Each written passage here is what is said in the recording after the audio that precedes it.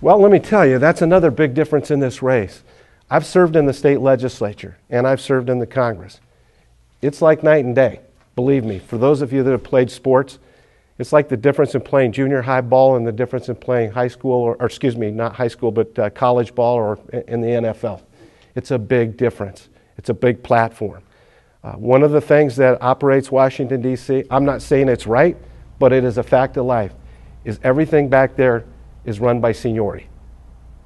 And I will be getting my seniority back, which means I'll go in as a fourth-term congressman, which means if I go back on the small business committee on which I served, the likelihood is pretty great that I'll be able to chair one of the subcommittees, which means that not only will I vote the right way, but I'll be bringing the legislation to the floor and putting the language in there. And I'll be asking you, can you help me put this legislation together?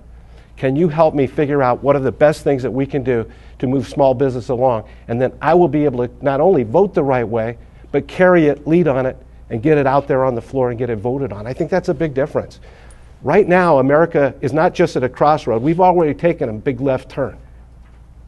And we are in serious, serious trouble.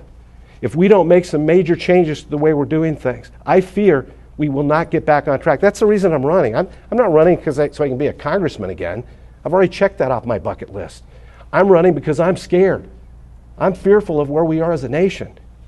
And I believe we've got to do everything we can as quickly as we can to turn back the tide of this movement toward European socialism that we have embraced in the last 10 years. And we don't have any time to waste. We don't have time for on-the-job training. We need to send our best foot forward right now, somebody that can hit the ground running and do the job and build coalitions. I've already developed a lot of relationships, and let me tell you why. When I ran before, I was one of the few people that kept his word on term limits. I said, I'll leave after 3 terms. 100 of us made that promise, 100 in the country. 5 of us kept our word and came home.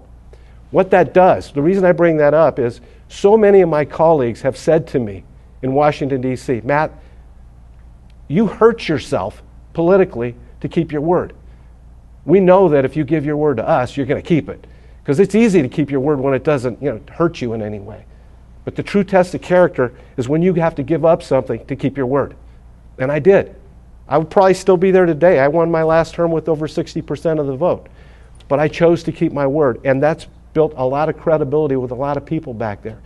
That's what moves things. Trust, relationships, and leadership. And I believe I have those things.